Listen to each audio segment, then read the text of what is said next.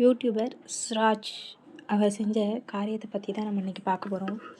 அதாவது வீட்டுக்கான வாடகையை கூட செலுத்த முடியாமல் 2 குழந்தைகளோட தெரிந்தவர்களிடமிருந்து கொஞ்சம் பணம் கடன் கேட்டு காலையில் வீட்டிலேருந்து வெளியேறியிருக்காங்க.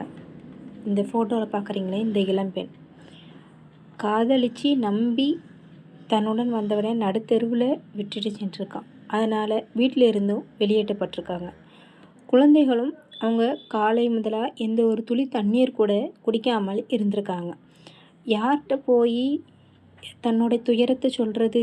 மனம் நொந்து நின்று அந்த நேரத்தில் தான் ஏழைகளோட வழியை உதவி செஞ்சு வரும் யூடியூபர் ஸ்ராஜ் அவர்கள் முன்னிலையில் வந்திருக்காரு. அவர் என்ன செஞ்சுருக்காரு, 3 வண்ணத்தில் காகித துண்டுகளை காட்டி, அக்கா இதில் ஏதாவது ஒன்று தொட்டு பாருங்க அப்படின்ட்டுருக்காங்க.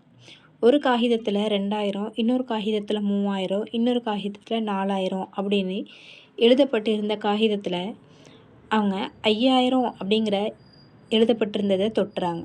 உடனே 5000 ரூபாயை அவங்கக்கிட்ட கொடுக்குறாங்க ஸ்ராஜ்.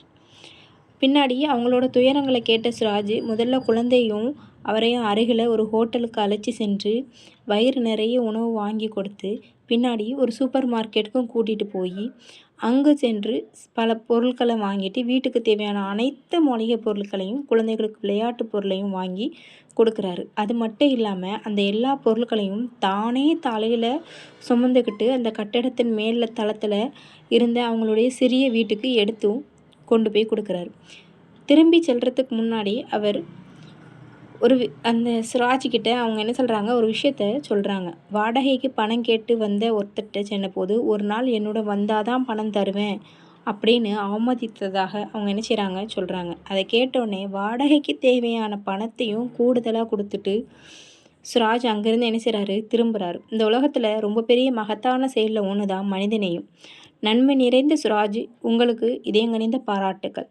மனம் நிறைந்த ஆசீர்வாதம் அளிக்கட்டும். மன நிறைந்த பிரார்த்தனைகளும் கூட. ஏழைகளுக்கு உதவுவதே மிக சிறந்த மனப்பான்மை. அல்ஹம்துலில்லாஹ்.